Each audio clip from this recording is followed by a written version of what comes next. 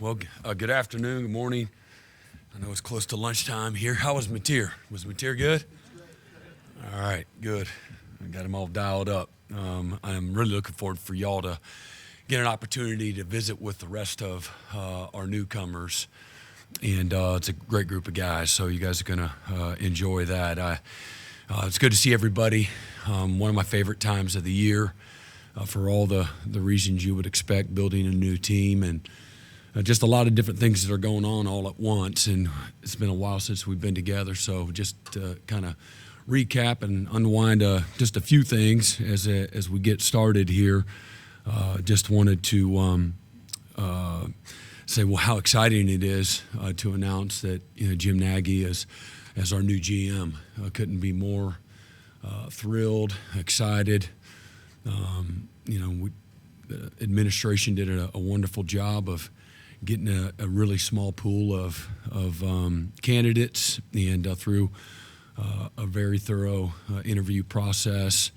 There was a great alignment that Jim would be. I know it's been called a home run, but that's how we felt, inside as well. And for all the reasons, that you would expect. And, he's got this incredible football mind and all of the depths of experience and just his levels of expertise in building rosters, the connections, the relationships that he has with all people with football at all levels, both professionally and collegiately, whether that's the scouts, that's the head coaches, that's the agents, it's the players, and he's represented, just been first class, his entire career. He's a guy that has this connection to three different staffs that, won Super Bowls. And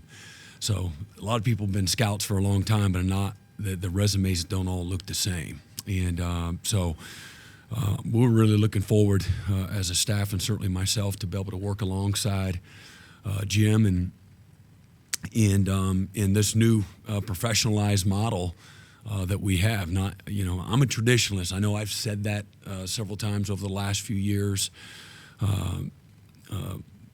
Loyal to a fault in many ways, but also I'm smart enough to realize things don't always stay the same, and you have to adapt and pivot and adjust to the new landscape, and it's changing every few hours, as we know, tongue in cheek. But the structure that we've put in place, and that Jim and the staff that he creates in that front office space will get us closer to a professionalized, model in talent retention, talent acquisition, player valuations, contract negotiations, and so much more. Just looking at short-term and long-term, there's a capology that goes into this. That's a very complicated space, and you've had to kind of figure it out, year by year. The last, since it really started. I think most people we don't know what the rules are, what the limitations are, and how things are going to change. And so you've done the best that you could under the circumstances, these last few years. So we're all looking forward to that structure and the boundaries and the guardrails that will be in place through that structure to help you be successful.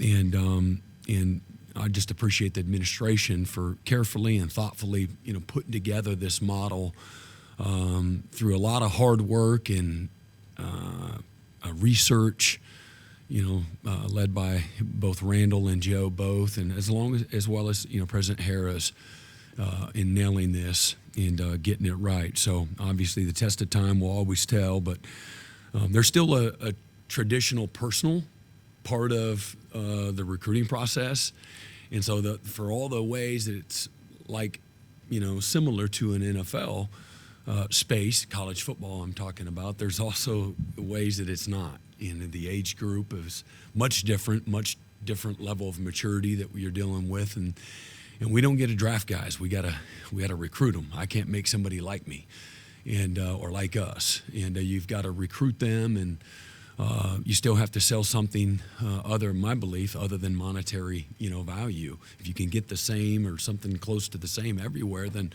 what else is it? And so there's a development piece and certainly an education piece that we don't ever want to lose sight of, because the reality is, it's a very small percentage. The national percentage is under 3%, okay, of the guys in most college locker room, the average college locker room, will ever get an opportunity to be on an opening day roster in the NFL. And so, but we can, the number's going to be a little higher at a place like Oklahoma. And, so we've got to do a great job of continuing to sell, the entirety of the vision, development, education, connection, and life after football as well. But Jim, his wife Lindsay, his daughter Lillian, they're on their way. I think they're landing any moment. And he's got a son at Auburn as well. I'm sure he'll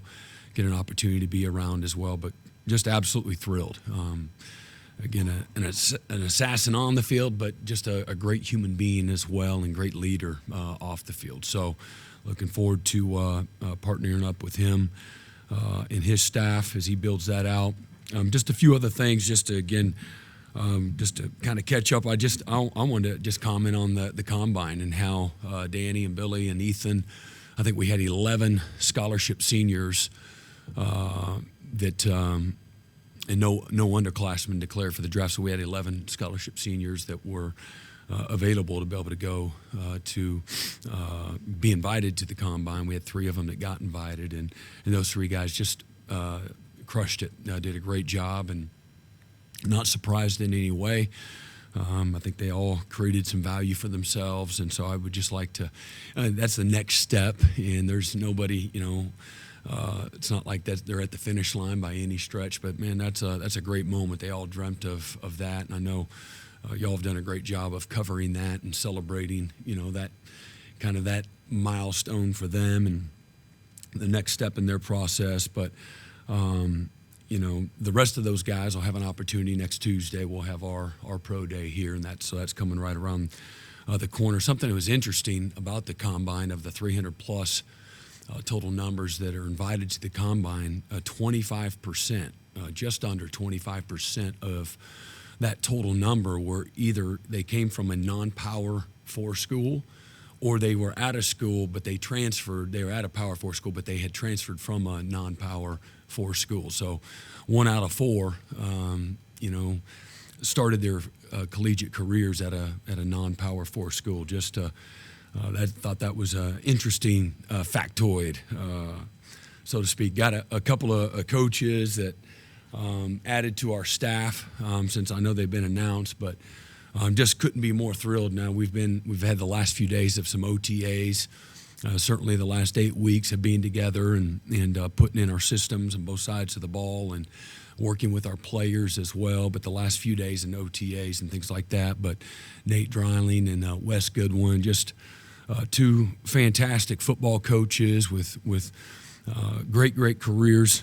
Just different sample sizes, but just they've represented excellence. And obviously I had a relationship with Wes that goes back quite a ways, and he was a guy that I was likely going to hire as a position coach here on our first staff, and Coach Sweeney named him as the defensive coordinator. I wasn't surprised. Incredibly highly qualified, and he did a fantastic job while he was at Clemson. Every year they had different things that they achieved, but he's going to work specifically with our Cheetahs, and I think 8 of the 9 linebackers that he coached and over those 3 years were all ACC selections. Barrett Carter and Jeremiah Trotter, both of them were multi-year first-team All-Americans and Butkus Award finalists as well. Sammy Brown was the National Freshman of the Year. And Trenton Simpson got drafted, I think in the 2nd or 3rd round to the Baltimore Ravens, and just did a fantastic job. They led the nation in 2023 in defensive touchdowns. In 2023, they led the nation in turnovers. as well. In 2022, they're second in the country in sacks with 44 sacks. They're top 10 in the country, number 8 overall, and 23 as the defensive coordinator, total defense. And in 22 led the country in tackles for loss as well, amongst many other things. But want to make sure that I do a great job of accurately, letting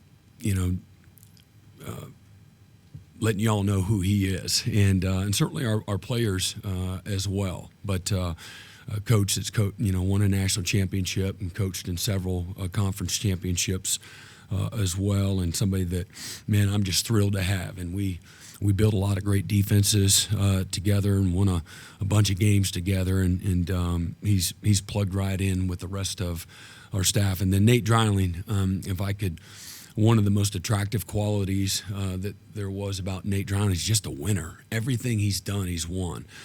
I recruited at his high school, Gino Grissom out of Hutchinson High School. Nate's dad was a head coach, Randy Dreiling, at the time, and I think they maybe had won 5 straight state championships.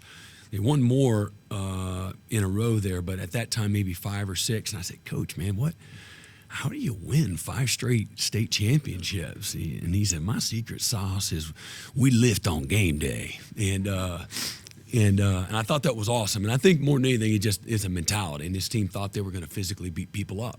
But Gino came out of that environment, and I really loved Nate as a recruit out of high school. We didn't offer him, and he was just a step slow, and we missed on him because he was a hell of a player. You guys know, probably, again, I would just remind you, he's a 4-time All-American, collegiate All-American. He was the National Freshman of the Year, led the nation in tackles as a freshman, won a national championship as a senior, and and comes from an amazing pedigree. I think his dad's won 10+ state championships there in the state of Kansas, both at St. Thomas Aquinas, where he's at now in Kansas City, and as well as Hutchinson High School. But Nate is a guy that comes from, I'm attracted to, he came from programs where you had to figure out how to do more with less.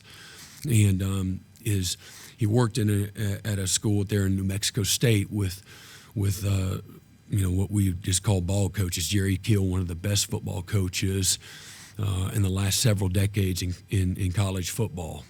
A great leader. Reminds me of Jerry Keel. He's a lot like a Bill Schneider, in my opinion. And then also worked alongside, I think, Coach Beck, that's now the OC at Vanderbilt. They were coordinators there, and Nate took a really bad unit and immediately had an immediate impact.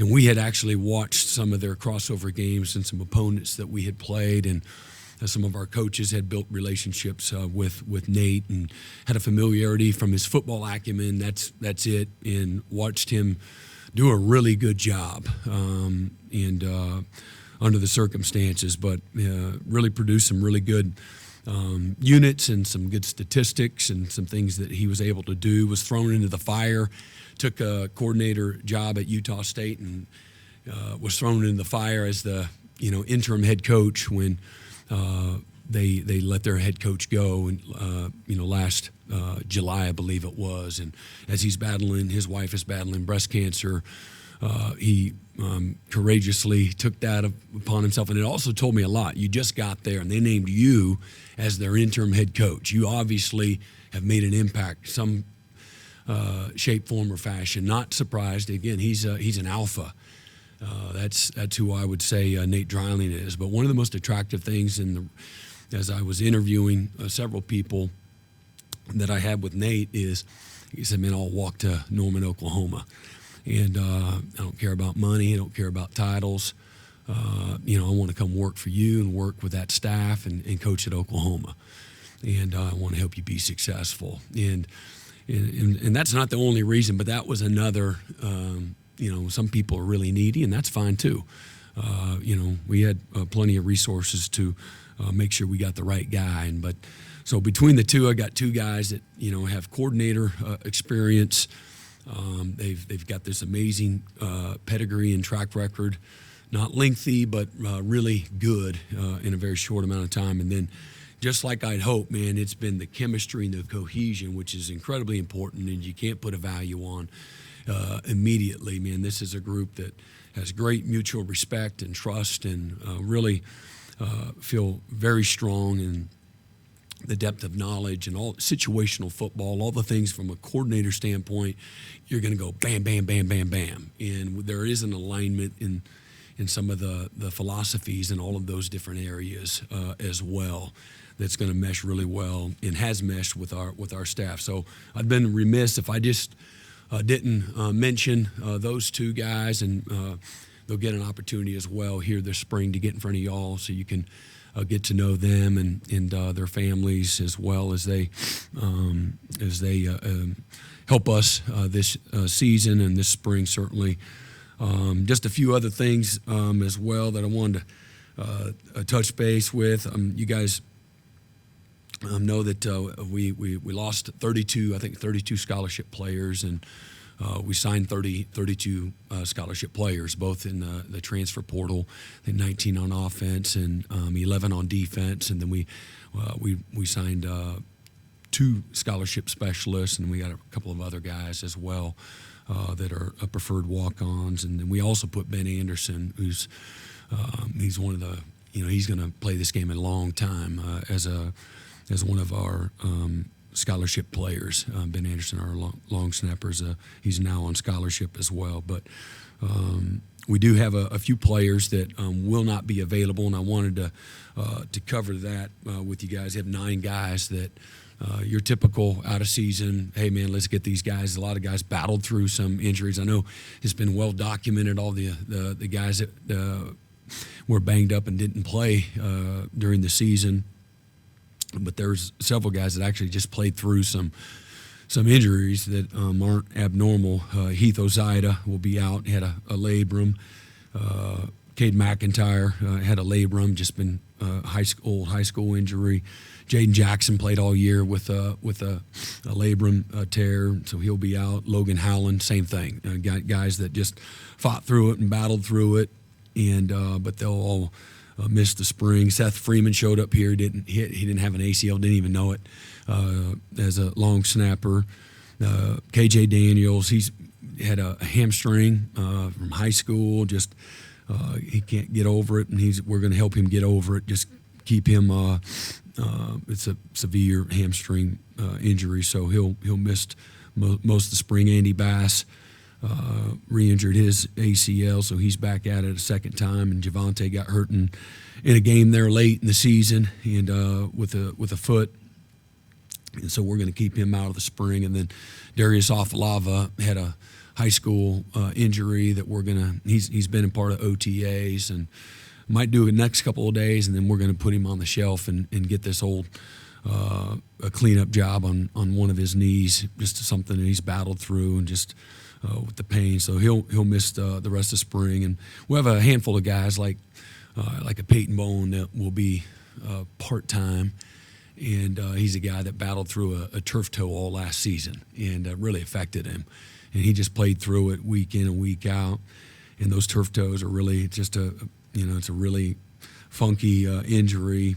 And then we'll have a handful of other guys. Gentry Williams will be a guy that he'll be cleared during the spring, but we'll try to take care of him as well, and be just a guy that we give him some individual work, but not any of the contact stuff, things of that nature. So wanted to give you guys an update on that as well. And we've had 8 weeks of training, and again, as I started out in opening up, just it's a fun time of the year to build a new team with your returners and all the new guys, both in the transfer portal and our high school guys. Really fun time, but between our mat drills and the weight room made a tremendous amount of gains, and got a long ways to go. Get these guys used to all of our systems and how we do what we do, the weight room, academics, and we had our 5th straight semester as well, academically breaking academic records. So having good habits in the classroom is important. I think it bleeds over into every part of your life too. And so guys have bought in to that as well. And we have some young guys that, for example, again, when I can appreciate the older guys being great examples, guys like Ethan and Billy and Woody Washington and Danny Stutzman, guys that got their degrees, and not only got their degrees, but man, achieved at a really high level. But they're, guys like that have, passed it down to, Robert or Peyton, Kobe, Kip, those types of guys as well, Gentry, Eli. Those are all guys that are really high academic guys. But now you got a guy like Mike Fasusi comes in here, and Mike's doing great in football, but he's also, he's got A's in all of his classes. And so I could go on and on about that too. But the habits and the standards of those guys are, passing those things on and nurturing that in the locker room. It makes a big difference. But team building and again transition and time management, all those things that new players, whether they've been in college or not, but this is how we do it. This is how Schmitty does it. This is how Schmitty's staff does it. This is how we do mat drills, and here's how we do fourth quarter drills, and this is how we do speed school, and this is how we do walkthroughs. All those things that are brand new for so many guys. So. And then every year you kind of start over and you reestablish, things that, standards and expectations and things of that nature. Go right back to the basics and you build it from the ground up. But really pleased with the gains that we made over the last 2 months in the weight room and with our speed school as well. It's very palpable. Some of the young guys that are eating 3+ meals a day for the first time in their lives, they made even more gains.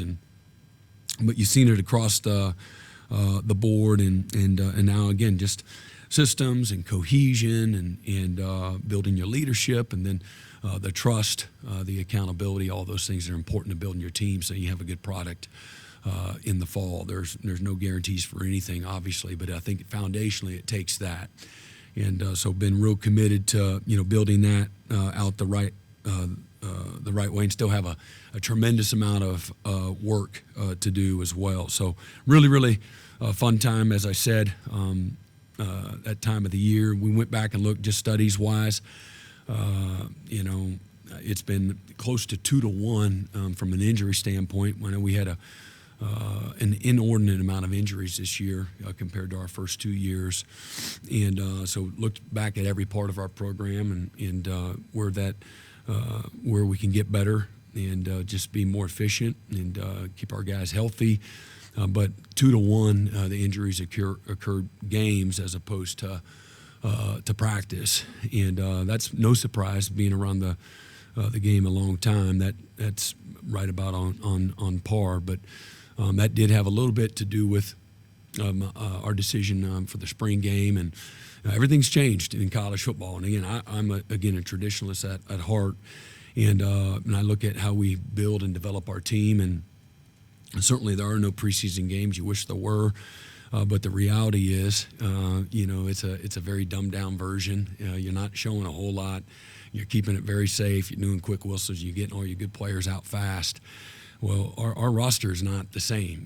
We've got close to 30 guys less than what we had a year ago at this time. Plus, you've got 9 guys that aren't participating all, and then you got another 8, 9, 10 guys that aren't available for contact right now. So there's another 20 guys. So, all that being said, the new roster structure in college football across the board, if I said one thing in the healthy space, when you get it healthy, you say, what's different outside of the sheer numbers? What I see, because of the landscape and open-ended free agency, you don't have as much competitive depth. That's real. And what we've have been afforded in the last few years is different now. Guys aren't willing to be as patient. And so whether that's a financial opportunity or hey, man, I don't care where I got to go, I just want to be the starter. now I can leave at any point in time. That's real as well. So don't have the same competitive depth as you got $20+ million, now roughly invested in a roster now on top of the scholarships, and then you have an opportunity to we'll have a normal practice that day, and where we get good situational work. We got quick whistles, keeping people off the ground, but we don't have the roster to divide up teams, and we just don't have those numbers. But fan engagement's always been incredibly important to me. I think it's a great time of the year to be able to do that, and so I think.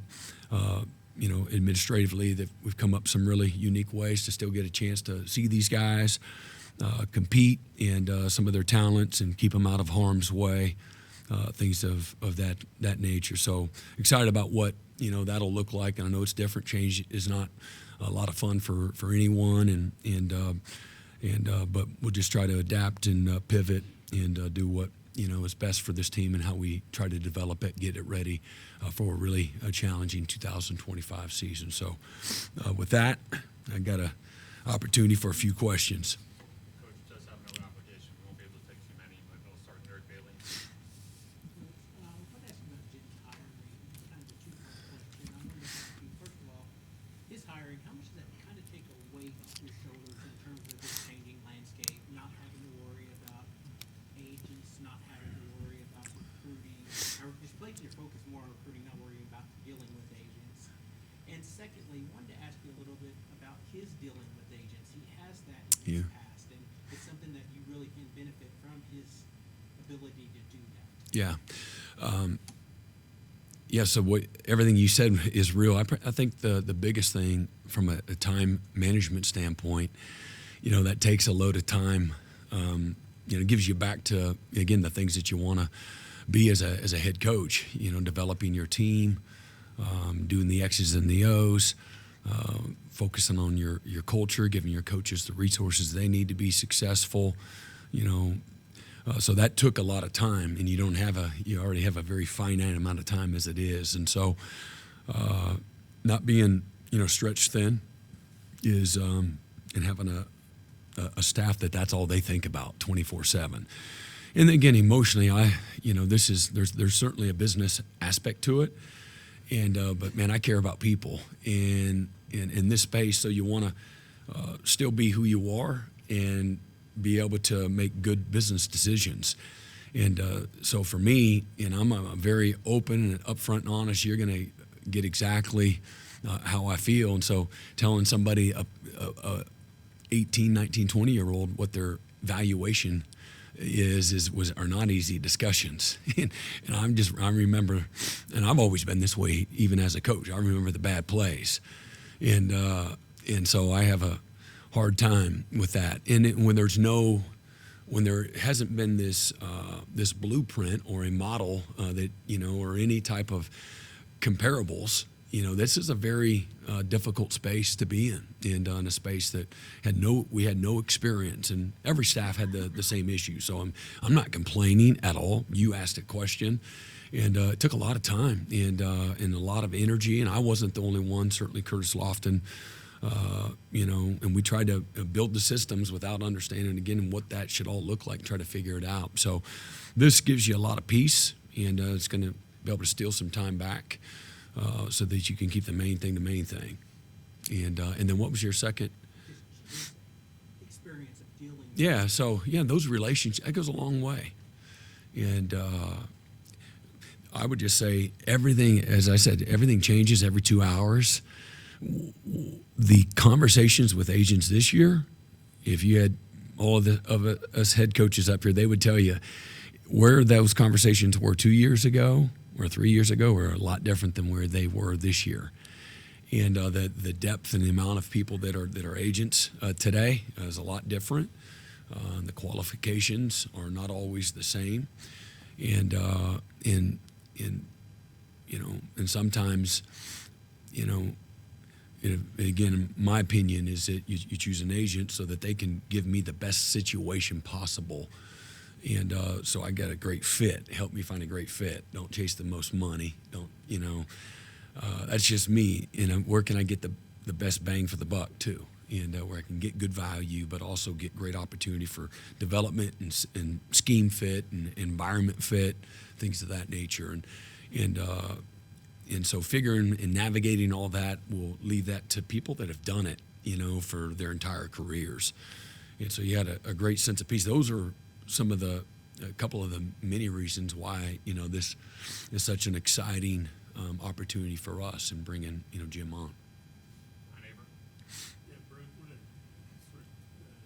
following up on that, wanted to ask about your role in recruiting and how much that evolves through this, whether it's getting back to some things that you used to be able to do, Yeah. or how much that changes sort of at all levels. Yeah, I would think that it's the same as any college football coach has ever been in regards to.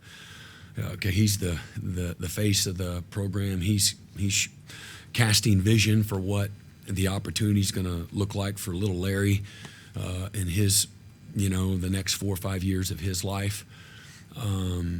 There's a connection piece to that, and there's this holistic development piece. What's a day-to-day life going to be in this program, the culture, and those types of things. So I don't think that you lose that personal touch.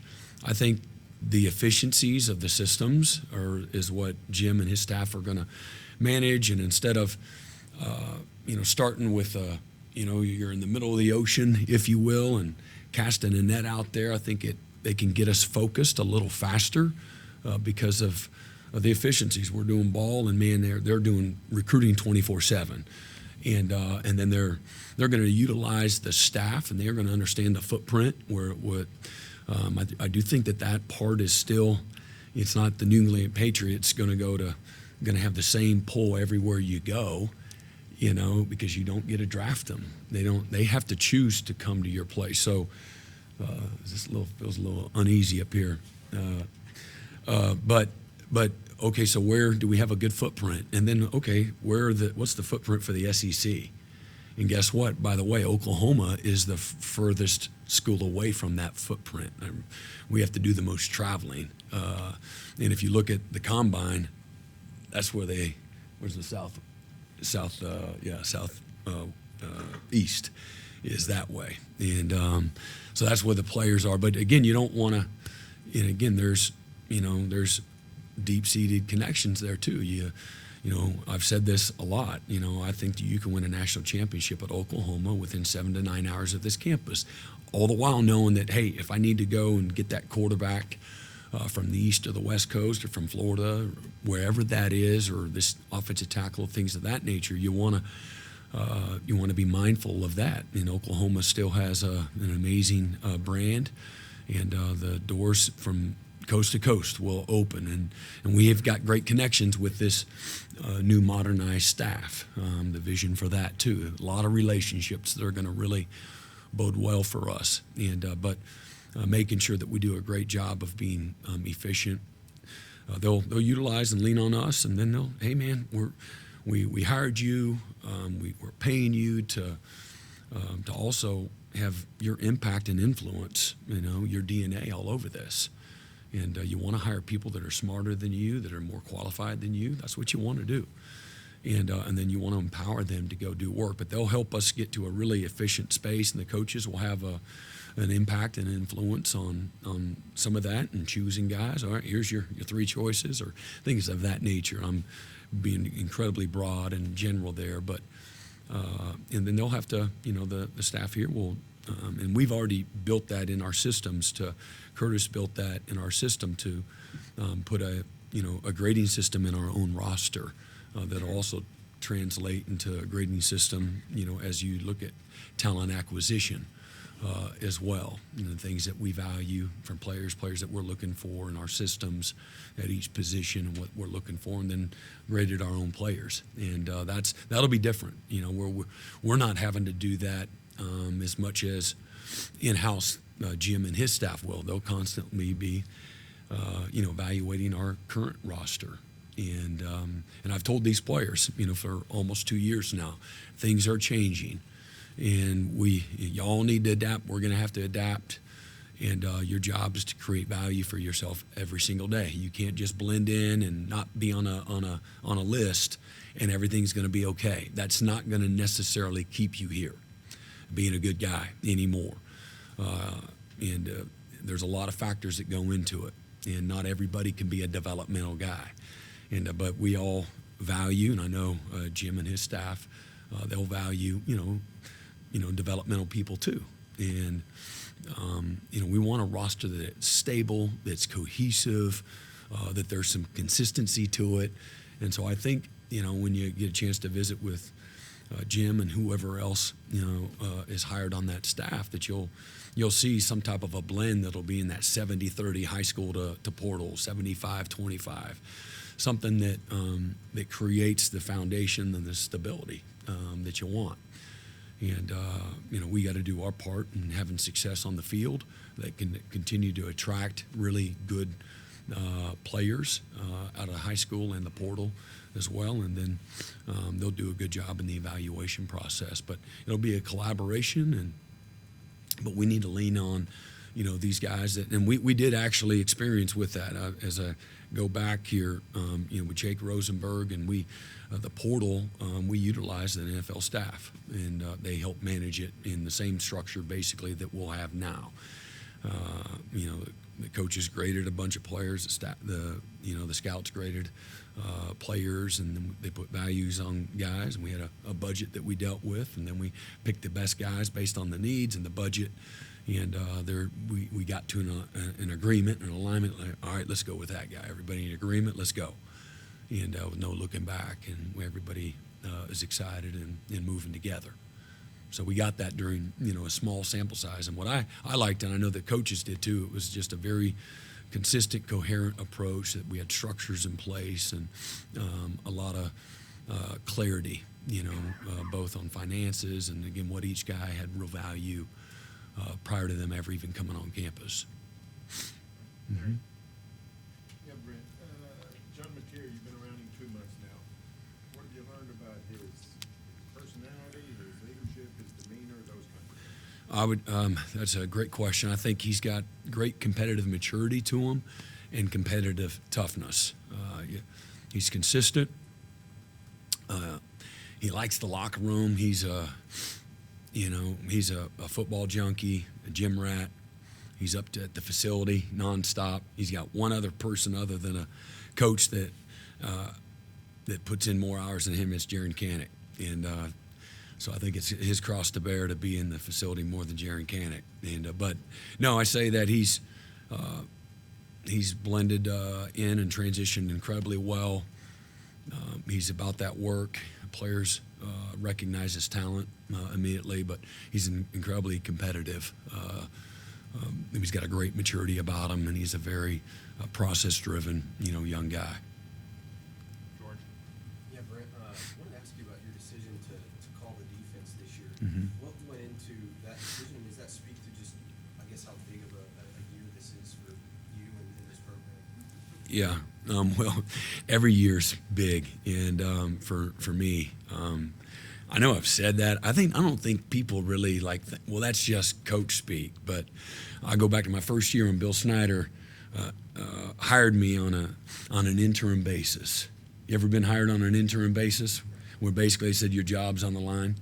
I'm watching everything you do, and your first screw up, there's no guarantee, and I'm also going to pay you pennies. All right. Well, that was my first time, and I was so thankful. But I've literally had that mindset my entire career. Every game's that way. Every day I show up, something's on the line. My job's on the line. I've had that for 30 years. I'm going to hire you. I'm going to pay you $30,000, and I can't promise anything that you'll last past the summer. All right. That's literally what I was told. And I said, oh, thank you, God, thank you. And I've had the same mindset. And I believe, because I've had that same mindset, that I don't go like this and everything's on the line. He's fighting for his job. I've been fighting for my job every year. Like somebody's holding me under the water trying to drown me. And that's been my mindset. That's been my attitude when I come to work every day. So nothing's changing for me. Do we need to be better? You're damn right. Does your mindset got to change? Nope. And why am I going to call the defense? Because I'm good at it. and I'm confident in it. And we've got a great staff. And if I'm going to be successful, if the players are going to be successful, if the product is going to be what we want it to be, it's going to be because of all of us. And somebody's got to lead it. I did that in 23. We made improvement. In some areas, not as much as we wanted, but so I know what that looks like in managing game day and in season, out of season, the meeting room, practice field, all those things. I know what that looks like. I have a good feel for that. And but many people do it at a really high level, where they call an offense or call a defense and have a lot of success. No guarantees with anything, but it's a comfort zone for me. And last year we went 6-7. I didn't call the defense, so that didn't work very well, right? So look at a lot of you can look at it a lot of different ways, and everybody has a narrative that they'll write stories, and that's I'm not in control of that, but I like our roster, I like our players, I like our leadership that we have. I love our coaching staff as well, and how we'll work together. What's the best? Do you bring somebody in and start completely over with somebody that you don't know necessarily what the resume looks like, and do you promote somebody from within? And I know how I am. Again, it's been on the line my whole career. I don't have this when we get in that stadium. When they get in that stadium on game day and it's 3rd and 12 and you got to make the call, everything's quiet for me. It ain't loud. It ain't, oh my God, all this pressure. That ain't that way for me. It's a freaking safe place for me. It's as quiet as all get out, and that's just for whatever reason. That's how it's always been for me. And but I can't necessarily say that had I promoted from within. We got some excellent coaches, and so I said, I don't want that, on any of those guys. I'm built for that. And so I don't say that in any kind of egotistical way, or I would do way better than anybody else. I just know that's a very comfortable place for me. And good or bad, I'm comfortable in that space. And and I know that, programmatically, I feel really good about, what I've seen, and, hiring a really feel great about Coach Arbuckle and that side of the ball and what I've seen in a very short amount of time. And only since the moment we hired him, and he's been here and he's been in that environment every step of the way. The people that he's brought in and combined with the coaches that, he's charged to lead, and their willingness to plug in and adjust and adapt and be better than we've been in the past. The leadership, the confidence, the focus, the detail, the urgency, the sense of desperation, the enthusiasm, the energy, everything's in a great place. And so that gives me a lot of confidence, as well as having Doug Deacon back another year too. And he did an excellent job. I think when you look back at college football last year, I think, and I may have said this, but I think we're one of 3 teams in college football that had a defense that was top 10 efficiency and a special teams that was top 15 efficiency. Only 3 teams in college football that had that. It was Ohio State, Notre Dame, and Oklahoma. They had offenses that, were, I can't even say they're top 30. I know that.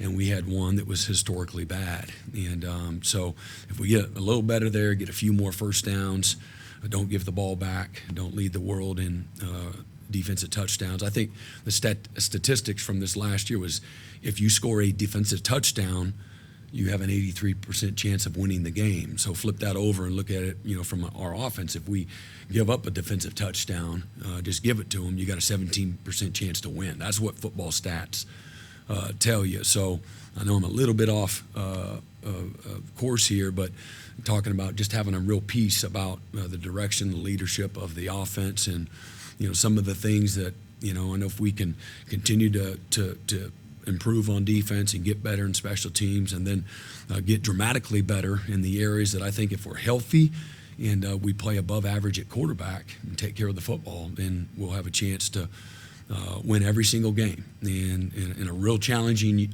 year and schedule, that's still the expectation and the standard that I feel, And again, we have a lot of work to do, but love the people that are in the right places, both on the roster and again, we'll see how spring goes, but with the staff as well. Thanks, Brent. Yep. I know you're in a time crunch, right? Yeah. I'll take another question. Tom?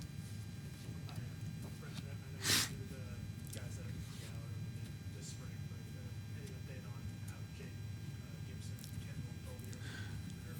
Yeah, well, again, as of yesterday, both those guys had very limited non-contact positional work, and I think Jaden was working some routes on air, and might have had a small setback. We'll get final word back on that, so don't want to really say anything in that regard. Kendall has looked good, in again a limited capacity as well. Neither one of them went through mat drills, just to continue to do their rehab and things of that nature. But we'll see where that is.